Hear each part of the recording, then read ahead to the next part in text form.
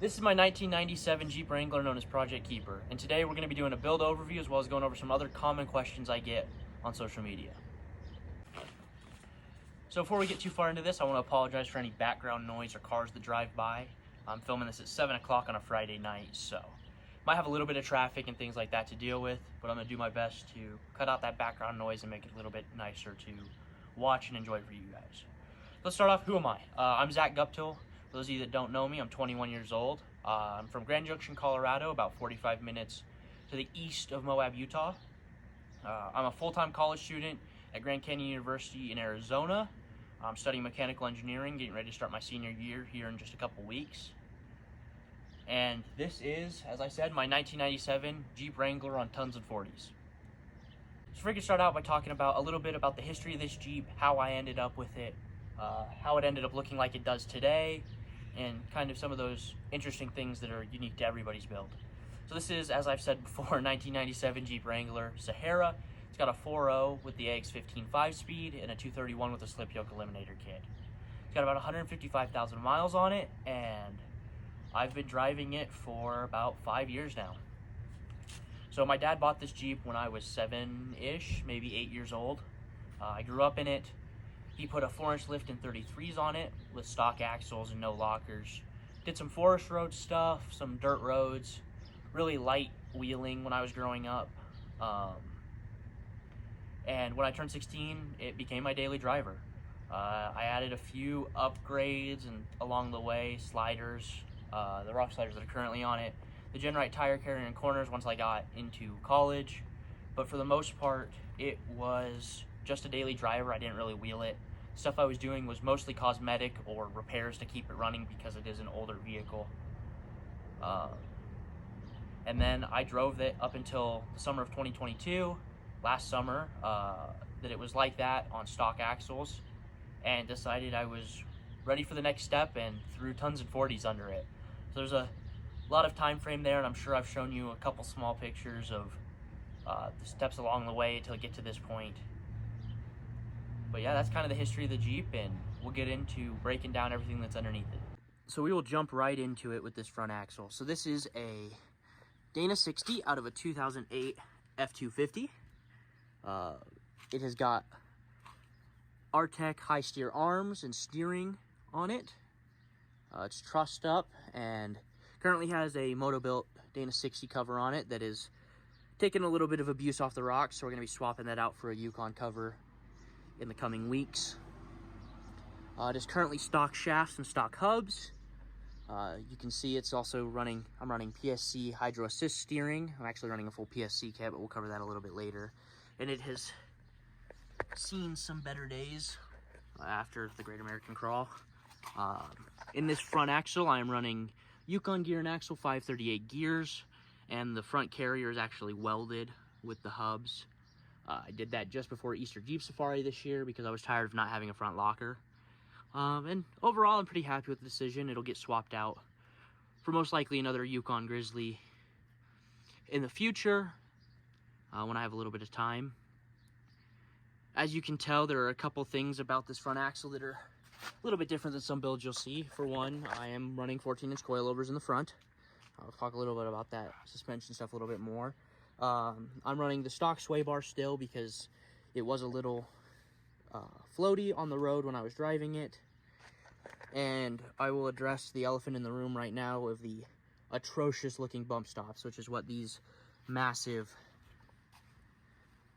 metal pipes are. I had about a week to finish the build when I got to that point, and I needed something to make sure I wasn't destroying my suspension.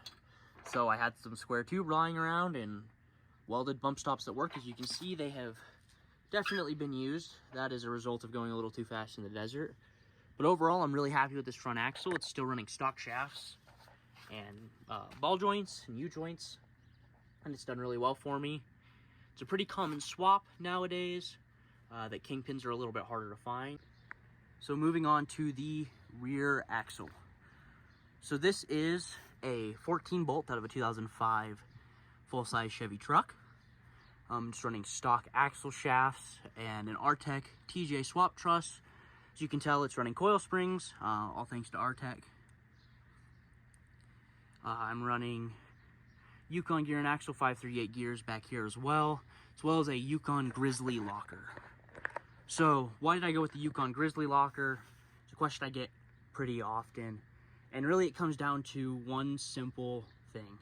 Everybody I talk to that runs a 14-bolt ARB says they leak. And I know selectable lockers are very nice to have. They help with turning and in different situations where you don't want the rear end pushing you all the time. But after seeing so many posts about them leaking and maintenance and kind of the nightmare that airlines could be and all that things, and talking to Total Chaos DJ, which I'll talk about a little bit more later on, when he did his swap, and how simple the install really was, I decided that the Yukon Grizzly, for being robust and mechanical based, was the best option for me in the wheeling I was going to be doing. I really love how it operates on the road, and sorry about the background noise there, just had a car drive behind me. But I really don't notice it driving unless I'm turning a sharp turn in a parking lot. Haven't really noticed any extra tire wear because of it compared to, you know, what would be normal running 40s on the highway. I am not running, come around this way. I'm not running a pinion guard on it, which is something I would like to change. I don't know if you could tell, but it's definitely been into a couple rocks.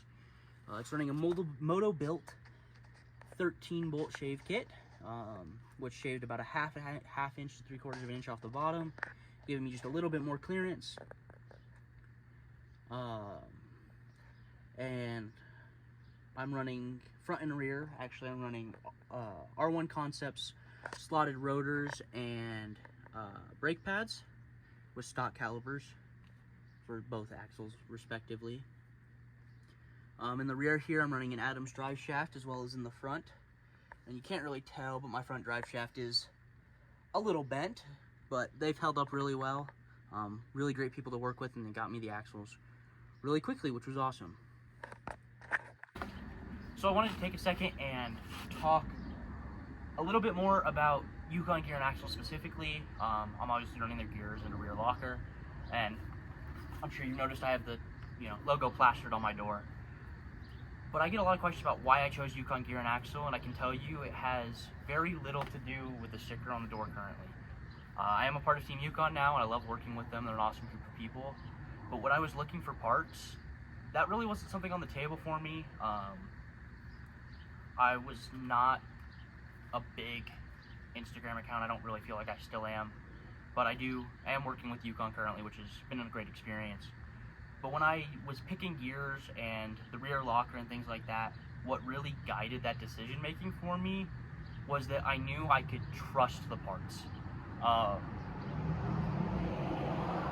I'm sure we've all heard somebody say buy once, cry once. And, especially being a college student, sometimes it gets a little irritating when people are like, well, just spend the money. Just spend the money. You don't always have the money to do it. And sometimes their parts are a little bit more expensive than other brands. But what I got with Yukon that I didn't get looking at other companies and other gears was the same. I didn't feel like I was getting the same value out of my money. When you look at Yukon parts, they're trusted by racers. They're trusted by most of the guys I run around with. I actually don't think I know of anybody I've wheeled with in the last year that's not running Yukon gears, or at least some Yukon parts. The Grizzly resolved some of the locker problems I've been hearing about with ARB and the 14-bolt.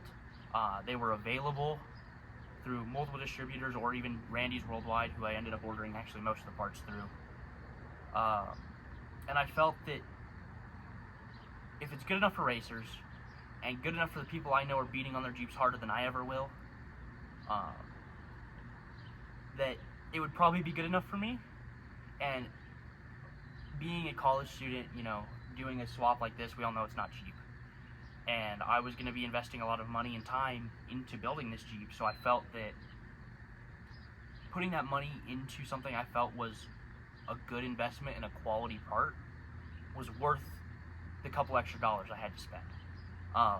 Obviously, you break a ring gear, you break a locker, a lot of the times that's going to be a really bad day. You're not going to be able to drive it, you're waiting to get it replaced, which is going to be expensive. If you're stuck in a trail, it's really going to be a problem. And that was stuff I wanted to try to avoid. And Yukon gear and axle is proven year after year in racing, Great American Crawl Jeeps, you know, Flex Rocks and rollover videos. Most of those guys are running Yukon gears, or a lot of those guys are running Yukon gears. That they had the quality part that I was looking for, that I wouldn't have to be doing this again this summer, tearing it apart and re-gearing it because I blew up a ring gear, or because something failed on me that shouldn't have failed. Obviously, they aren't invincible parts. Nothing's invincible. You throw these in a rock bouncer, I do something dumb and drop off a rock with the wheels spinning at 60 miles an hour, something's gonna break. It's the way it works, it's physics. But I felt really confident that if I was gonna break something, I wanted it to be because I was being dumb, not because I decided to go with the cheapest part on the market. And I felt that Yukon gear and axle provided not only the quality, but the support to make sure I did everything right.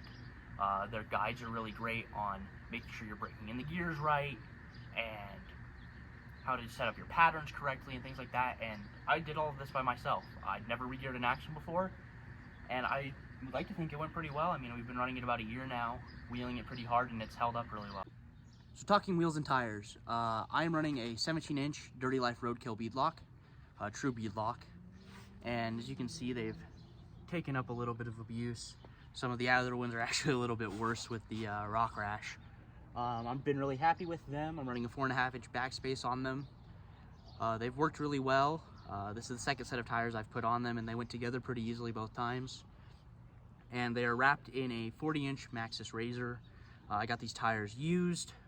They are a older date code. I think they're 2016 or 2015. I got a really good deal on them, and I needed tires.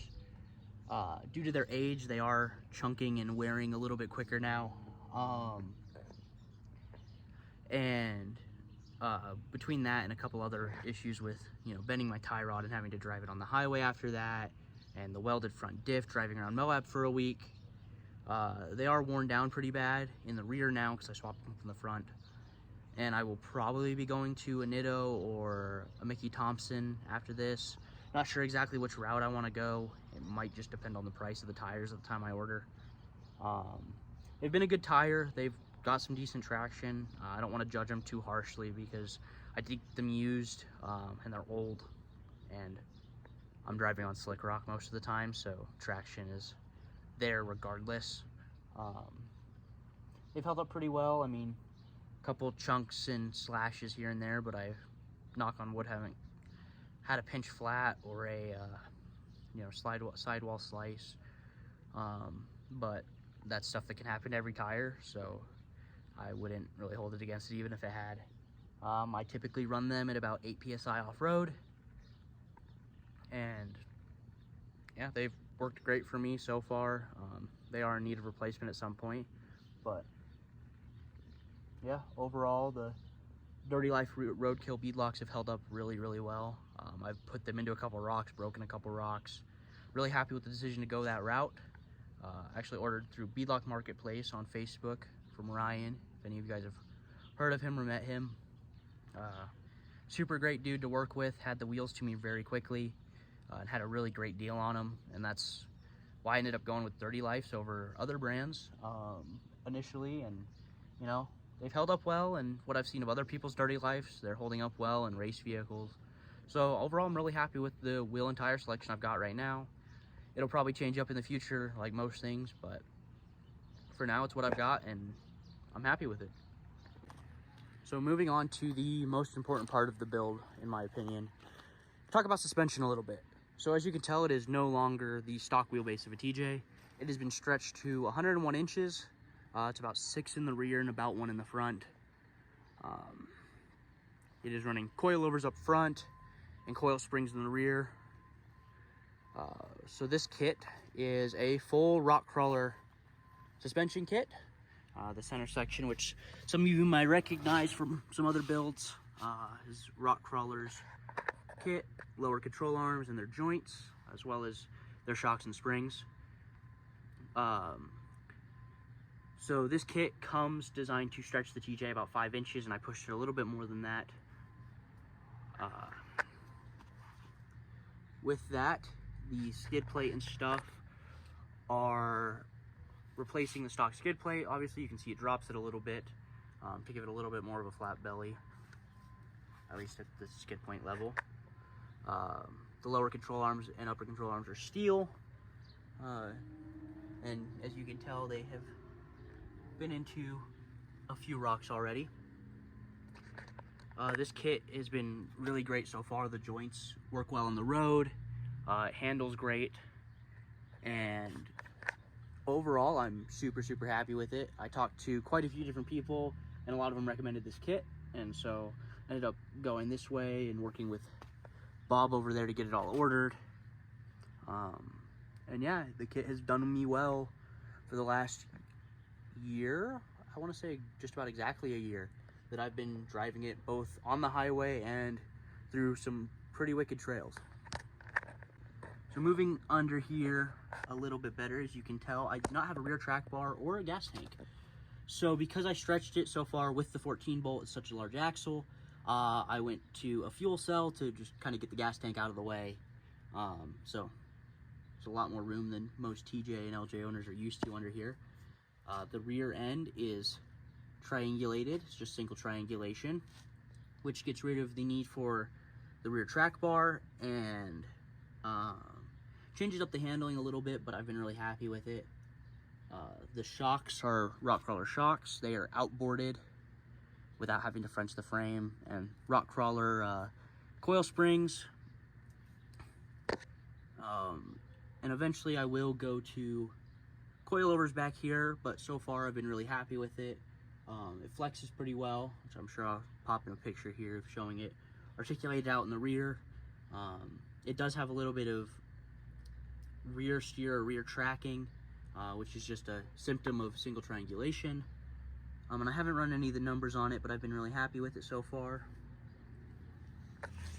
Moving up front, we are running a 3-link with a track bar, all also Rockcrawler stuff. And the 3-link comes off of the driver's side, which I chose just to not have to rework the exhaust all the way around. Same thing, I've been super happy with it, how it articulates. Even with the track bar, it gets pretty far up there on both sides. I do have some ride height issues I will address at some point and kind of talk about what's causing them and how I plan to fix it in the future once I have, you know, some time and some more money to spend on it. But the arms have held up well. They flex really well. They're pretty quiet on the road.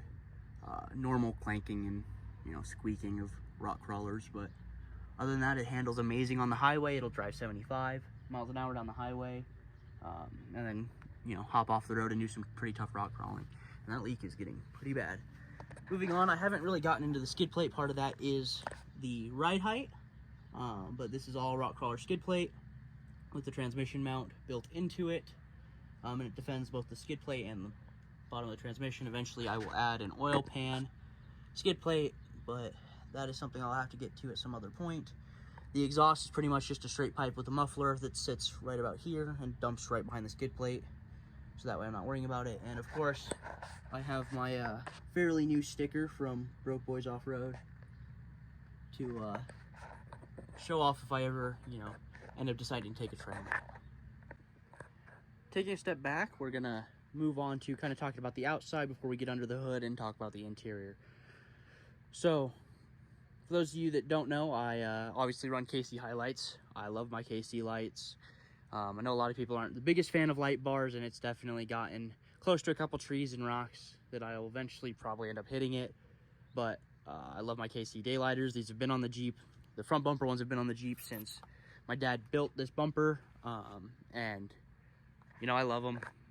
To me, it's such a classic look for old Jeeps that, you know, it's hard to beat that. And that feeling it gets. And, you know, the other part of it is when you're at car shows and things like that, little kids love the smiley faces. I mean, even adults love the smiley faces. Talking a little bit more about the bumper.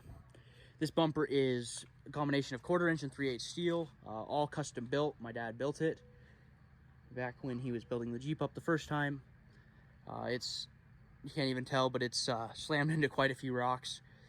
It is very much overbuilt for what it is. It's pretty stubby. You can kind of tell it sticks out not too far, but pretty happy with it. I'm sure at some point I'll either add a roll hoop to it or go to a bumper with a roll hoop. But for now, it does amazing things, and, you know, I don't worry about my winch at all on it, so that is great. Talking about the winch specifically, I'm running a Badlands 12,000 pound winch with the synthetic line upgrade.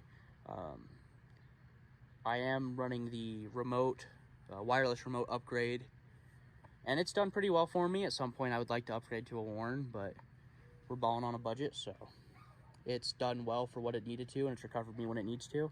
I am running now a Factor 55 flat link. I actually just got that about a month and a half ago, so I'm really happy with that. I got it used, and some of the marking on it, but, you know, it's a quality part, and actually I've used it maybe once or twice since I got that, and it's been really great to use over the stock metal hook, or just the, you know, end of the rope with the soft shackle. With the way the bumper is set up, I can hook up a suck down using a soft shackle around my axle. It's definitely less than ideal for the angle, but it has been very helpful with the ride height. Moving around this way, you can kind of tell I have upgraded LED headlights. These are just from Quadratech, probably one of the cheaper ones they offer. Probably one of the best upgrades I did when I was daily driving it. Super bright at night, and, you know, I have no complaints over them. I'd love to upgrade at some point to a nicer headlight, but I don't really have a reason to, as they really haven't failed me. Coming around this way, as you can tell, I am running Genrite Highline front fenders. These are the 4-inch flares on the aluminum Highlines. A super nice fender, beautiful TIG work, and super recognizable. The install went pretty smoothly on them for me. I kissed a tree out at the Great American Crawl a little bit. It's the first time I've gotten into them. Really happy with them. I love the way they meld with the body line. They give you 3 inches more clearance up and back than stock fenders, which is wonderful when you start talking big tires and not being able to go full hydro and, you know, put the front axle way out there. Coming around the Jeep a little bit more, I am running Poison Spider rock sliders for a standard width with stock fenders, as you can kind of tell right here. These are the rock sliders I put on when the Jeep still had stock fenders and stock axles and I wasn't really wheeling it. And I have to say, now that I've started wheeling it, and you can tell I've gotten into them a few times, that they are holding up pretty well. I will probably swap them out for a longer slider at some point, just because there's a lot of unprotected tub, which I will show you on the other side what that causes. This side has taken a few pretty hard hits that it's actually starting to push in the tub a little bit, but that's just a body mounted slider issue. You can't really tell unless I get the angle quite right. But that's a pretty common issue with TJ sliders that are not frame mounted or boat sided, which is a little off the table for me right now. Talking corner armor, I am running Genrite's corner armor. You can tell there's quite a few little weird holes on there. It's again because I put them on with stock fenders and stock wheelbase and 33s. So I had to cut these holes out or drill these holes out for the stock fenders. When I went to Tons, I didn't want to buy new corner armor that I didn't need to buy. So I just ended up cutting it back a little bit farther into the little bit of a teardrop shape. I actually have kissed this spot in the exact same spot on the exact same obstacle twice, to the point where you can't even tell I hit it twice, which I thought is pretty funny. The only time I've touched the corner armor so far. Moving around the back, as you can tell, I'm currently running a spare tire delete. I do have the brackets and the spare tire carrier from Genrite Off-Road that'll hold up to a 42. It's their swing out tire carrier, and I love it.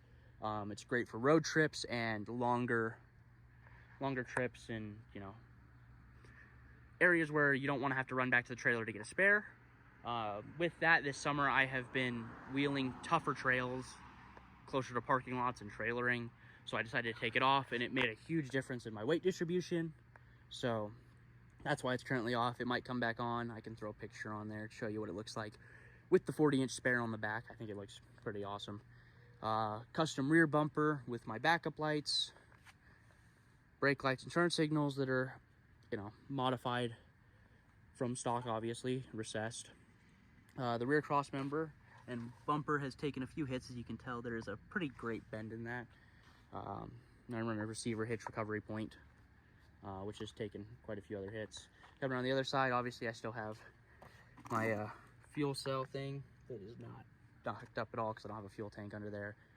And and everything's the same on this side, except for the fact that my slider did not go far enough back. So first bit of body damage I got on the Jeep coming off a rock. It'll be hidden by the next set of sliders I do, but it's the importance of having sliders that are long enough for your Jeep. Obviously, I've got full doors. I also have Generite half doors, which I love running on the trail. And I'm running a best top framed soft top, pretty much a stock replacement. This one is probably 6 years old, and it's starting to get a little foggy and, you know, pinstriped in some places, but I'm super happy with it. Moving on to the last little bit on the front, I'm running some cheap Amazon A-pillar lights to kind of light up like rock lights, because I don't have rock lights. And obviously the big KC light bar that has kind of become a staple of my Jeep. And yeah, that pretty much covers the exterior modifications. So I'm pretty quickly running out of light for today, so I want to get through this so I can get something out to you guys a little bit sooner. As you can tell, with the high lines, I had to move quite a bit of stuff, as well as the coil towers.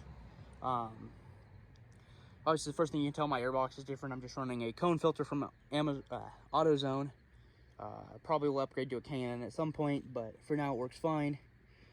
Fuse box on this side, as you'll notice, I had to move the rear battery, or move the battery. The battery is now behind my passenger seat, which I'll show you in a couple minutes, I think, if I have time. Coil towers obviously cut up into the engine bay. A couple other things removed. I still have my AC and alternator and all those fun things. I'm still running a mechanical fan, like I talked about earlier. Stock motor, stock transfer case, stock transmission. I did end up moving my coolant reservoir over to the fender on that side, where I deleted the charcoal canister. So since this is a 97, the charcoal canister is under the hood. And because I don't have emissions inspections where I'm at, I just got rid of it. So I should go into the fuel cell. I'm running a full PSC kit, PSC pump, PSC resi, and a breather that is up, tucked somewhere up front. I can't remember where I quite put it. It might be in the cowl, actually. I did an ABS delete on this, so if anybody has any questions about this Jeep originally came with ABS, one of the few. I deleted the ABS unit, bypassed it with no engine codes, and the brakes work fine. Just because the ton swap did not have ABS in my axle before. I actually broke them, had to replace them. Did not also have ABS. So it was just kind of taking up space that I didn't need, so I did some research and figured out how to bypass that, which I should probably do a write-up on because there aren't a lot of information about that. To keep the check engine code off for the charcoal canister, I left the pump in here. And yeah, that pretty much covers it. I am running an oil cooler for my power steering in the front. See if I can reach around and show you this. That runs through into my grill to the PSC. I'm really happy with the PSC kit overall. It's a full PSC kit that I actually got from Money Pit Classifieds. So if you haven't checked out that website, I would. I got a pretty killer deal on it on there. I just redid all the spark plugs, distributor, wires, and fuel pump because they decided they wanted to act up. Eventually, I would like to add some LEDs in the hood, so if I'm in the dark or something's going on, I have the ability to, you know, see what's going on. Stock radiator replacement and hood pins. These are just a pretty standard cheap hood pin. It's worked pretty great. The hood was cut with a grinder. Not the most beautiful, but it works for the high lines. And if you guys have any more questions specifically on how I organize things under the hood or what's going on here, I'd be more than happy to make another video or message you about it. But overall, it's nothing too fancy. Let's talk about the interior of the Jeep now. So some of you may have seen on my Instagram or other things, I am running a rock hard harness bar with a PRP competition seat, fixed back seat with a 5.3 harness. I'm really happy with it. Keeps me in there secure. It's a million times better than the stock seat. Super comfortable, and I'll actually hop up in there in a minute and kind of show you how that all works. Just a standard clasp, non-detachable shoulder pads, but I'm sure at some point I'll upgrade those. It's been really great. I've had this since January. Drove it all the way to LA from Phoenix, or pretty much to LA from Phoenix, and a bunch of other highway time and a bunch of off-road miles, and I think it's easily one of the best upgrades I've done to the interior, if not the best upgrade I've done to the interior. Moving around, nothing too fancy done. Up here to the dash, I have a Pioneer upgraded head unit, just a pretty standard unit. A little switch box from Amazon that keeps failing, so that's going to get replaced. Soch mount for my phone. If you don't have one of those, I would highly recommend getting one. It's great for directions or not having to, look down at your phone and things like that that are, dangerous while you're driving. The passenger seat is still stock, but that will be getting a PRP seat and harness at some point for passenger comfort, because it is definitely a little hard to ride along when you're just getting thrown around in a seatbelt. Past that, as I said, it's a 5-speed manual. My e-brake still works for the 14-bolt, which is pretty great. Full center console with cup holders and a Yukon gear and axle grab bag outside of my glove box. But overall up front, that's about all that's done up here. So moving into the back of the Jeep, as you can tell, like I said, I have the rock hard harness bar and vanity plate from Broke Boys Off-Road that I love running with my top off. That's just zip tied up there. As you can see, I am running a moto-built 18-gallon fuel cell back here. I don't have a rear seat anymore. I need to reattach some cable guide because I had to replace my fuel pump yesterday or 2 days ago. I've got 2 fire extinguishers in here, and I want to add a couple more of the Element fire extinguishers up by the driver seat. One back here for passengers or viewers to grab, spectators to grab if the top is off and something happens. One that I can reach from the driver's seat. It's a little bit of a pain, but I can reach it. This is where I store all my tools and things like that. All the bungee cords are in here because I bungee everything down to make sure it doesn't hop out with the top off. Normally I have a Yukon gear and axle trail sack back here, but I took that off just to clean it and kind of keep it out of the way so nobody grabs it and runs off with it in the middle of the night. I'm running 2 6x9 speakers as well as some upgraded speakers in my sound bar to kind of get the music, bumping a little bit, because I can't drive with no music and I like my music loud. I am still running the stock cage, which will change at some point, as well as probably some different inner fenders or something to, make it a little bit cleaner back here. I cut the carpet out because I spilled a bunch of oil back here and it was easier. The carpet was already shot. At some point, the tub will need to be lined with something. I'm not sure exactly what that'll be yet. As far as the fuel cell, I have a breather for the fuel cell over here with this rollover valve that comes with the tank that runs down. And I actually did it based on the spec for Ultra 4 4600 cars. I'm pretty sure it's a spec for all of them, where the breather runs up around the cage and back down and across, which helps if you ever roll it over that it's not just going to start dumping gas out. The roller valve should stop that, but we know, devices like that aren't perfect. So part of that is I ran a really long breather tube that ends up coming back to back here. As you can see, maybe it might be a little dark, but there's a tube up in here where it dumps out. So the fumes go outside the cabin. I'm not smelling it. It does get a little smelly when I fill up the tank because obviously I just reach in here and fill it up right there. Well, now it's gonna smell like gas tomorrow. Pretty much covers it. Oh, as I was saying with my battery, let me climb up in here real quickly. Actually, my battery is right there. Like I said, I'm losing a little bit of light, so I can always come back and talk about this a little bit more, but my battery is right here under a bag, grounded and stuff through the floor, run up along the frame rail to the front. I have fluids and stuff behind my seat, as well as some shackles and some spare parts, like an extra hub and things like that. Overall, the interior is pretty simple. Still a TJ, just no rear seat. And I've been super happy with how everything's set up so far. I would like to add a little bit better storage system back here, or a rack between the towers, but before that can happen, I gotta have a cage added to this Jeep. So I think that pretty much covers what I've done to the interior. And you can see some badges that I've gotten over the last year doing some trails.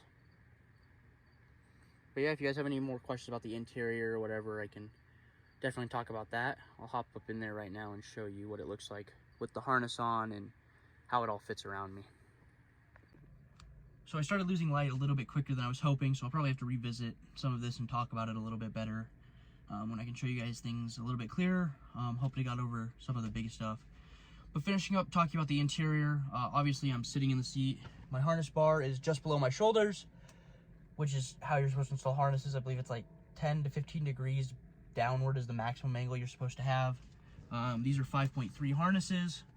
Obviously you can tighten them down a little bit more, but they sit well on my shoulders. If I was a little bit smaller, I'm 5'9.5", 5'10", about 160 pounds, so pretty standard sized guy. If I was any smaller, I'd probably want to go with the 5.2s, just for shoulder pads, because these do get a little wide sometimes. I do enjoy wearing a hoodie with them, just because after a long day they start to rub on your neck a little bit. But overall, they're really comfortable. The seat is wonderful. It holds me in pretty well. And, you know, headrest, I'm somebody who sits up pretty straight, but the fixed back is pretty great for me. I am on stock TJ sliders with the PRP brackets, so I can move the seat forward and back for other people to drive. My dad has driven it in this seat. He's 6'2", and a little bit broader than I am, and he fits in it fine. This is the standard width seat, standard height seat. As you can see, I can reach everything over here. With my harnesses loosened a little bit, I can get that fire extinguisher off, which is great. There's not a whole lot of room on the side between the seat and the door. It actually squishes it a little bit. Just something to note, but I drive with my arm on my side panel, which is not the end of the world for me. Visibility is pretty great with the spare tire off, as most TJs are. With the harness, it is a little bit different to turn your neck and look, which is something I never really thought about. But yeah, overall, I'm super happy with what I've done to the interior. There's some other changes. Obviously, a full roll cage, a passenger bucket seat, and some other things. Eventually, I'd love to auto swap it or throw an Atlas transfer case in here to give myself a little bit more control. Off-road, maybe upgrade the dome light to something a little bit brighter like a KC Cyclone. But overall, yeah, the Jeep has been really great to me. It still has air conditioning and stuff like that. It is getting very dark very quickly, so I'll probably finish up inside. But yeah, this is what I've got. So it got really dark outside a little bit quicker than I was hoping for, so we're gonna finish it up in here. The last little bit of the video I want to talking about my Jeep and, you know, the kind of build process. Something that I wanted to talk about that I didn't really know where to fit it in, but I felt was important to talk about is, why did I decide stretching a TJ on tons and 40s was a good idea? And it really comes down to a pretty simple thing. I graduated high school in 2020 when COVID was kind of taking over the world. There wasn't a whole lot of stuff you could go and do. Events were shut down, sports were shut down, all that stuff. And when I went to college, we couldn't even eat in restaurants on campus. We'd have to take food back to our dorm rooms or eat outside. And being Phoenix at 118 degrees outside, I wasn't about to do that. So I found myself watching, you know, YouTube a lot while I was eating, spending a lot more time inside in my room on, you know, social media and things like that. And I had already kind of started my Jeep account. Not really. I somewhat started it. I had like maybe 30 followers at this point. But, you know, I stumbled across the Rockstar Garage. And I'm sure many of you have seen the videos from them or know them or wheeled with them. In the Great American Crawl. And, you know, a specific TJ really stuck out to me, and I'm sure it's somewhat obvious to some of you who've spent enough time on YouTube or Instagram, that TJ's, Alex's Jeep, Total Chaos TJ. I was sitting in my room at like 9 o'clock one night watching the Great American Crawls, and, you know, I saw this clip, and I'll try to throw it in here. Hopefully they don't copyright me for it, but if they do, oh well.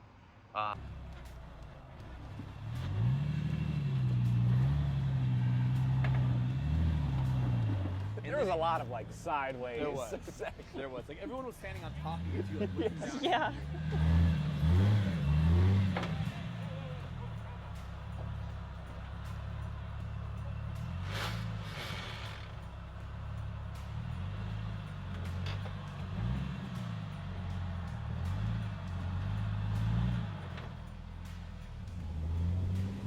like the definition of a rock at a hard place right there. It was.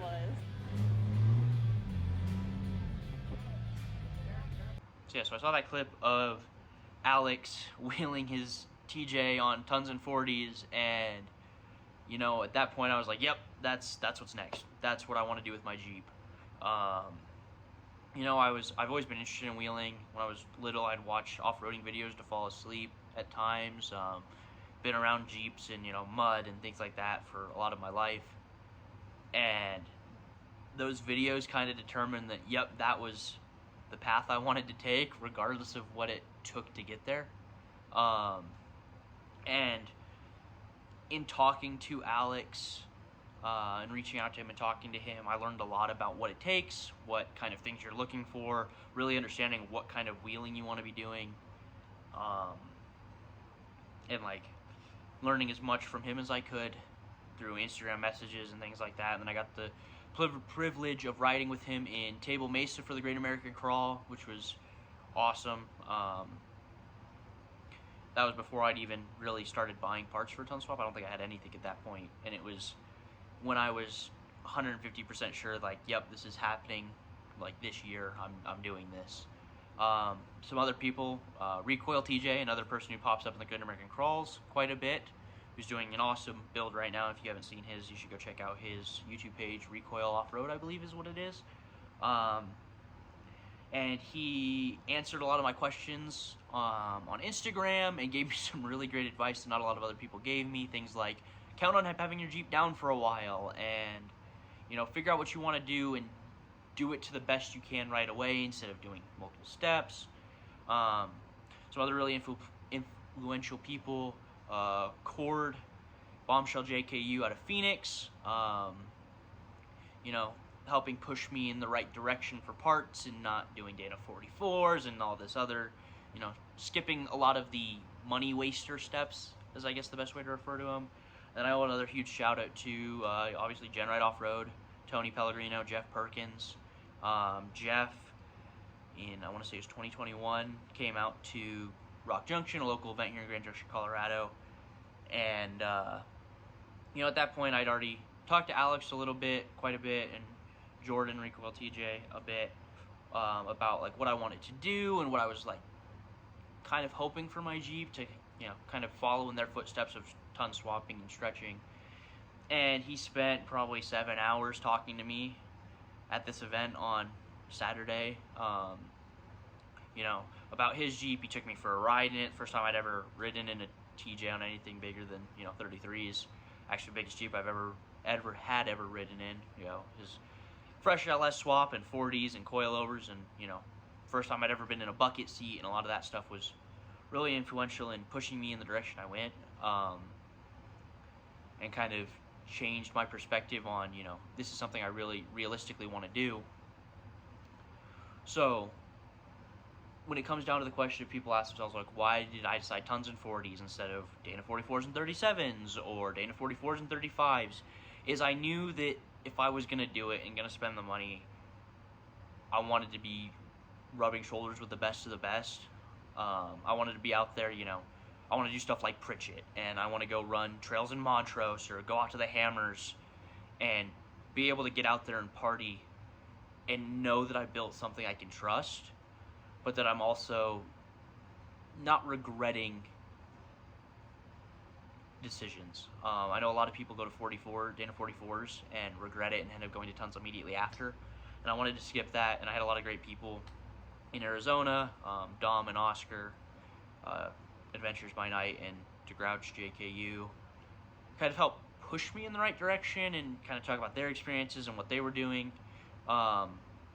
and took me out wheeling with them when I was on 33s and things like that to kind of, you know, show me around and, you know, push me in the right direction. So I'm really thankful for a lot of them. But so ultimately it was a combination of just the really great community that is built around Jeeps, and I honestly can say I don't think I would be where I am today, both with social media and with my Jeep itself, without, you know, the advice and time talking to a lot of these guys that, you know, are so influential in the community. And at times I don't know if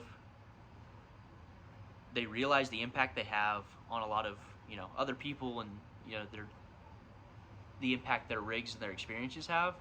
But, you know, being a dumb 19-year-old and seeing 1-ton Jeeps and stretch Jeeps doing some crazy stuff was like the turning factor of me deciding, like, yes, this is something I want to do. This is a hobby I want to, you know, pursue.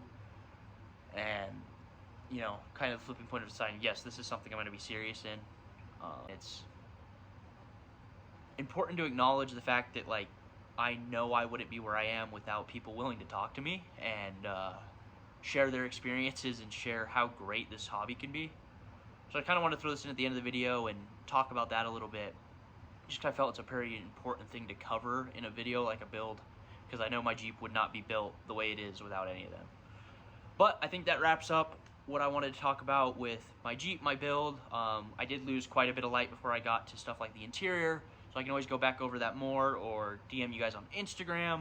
If you guys want to go ahead and follow me at Project Keeper TJ, underscores between the 3 words on Instagram. I do have a TikTok, which is just my name, link to the YouTube channel, but I don't really post on there that often. I try to stay away from TikTok as much as I can. Hope to be popping up some more content as I get back into school this year and have a little bit of time to do that. But yeah, please drop any comments, questions, suggestions, things you want me to cover. Obviously, I am not a full-time YouTuber, so kind of winging this and going with it what I can. But yeah, thanks for spending me probably about 40 minutes watching this video if you made it through the whole thing, even if you just skimmed it and jumped to the end. Thanks for watching. If you did enjoy it, would like to ask you guys to drop a comment, like it, share it, you know, press all those fancy buttons that help me get out there. This isn't a career for me. I'm doing this out of a hobby, but it is nice to see feedback from people that are watching it and enjoying it. So yeah, with that, I'm gonna end the video, and thanks you guys for watching.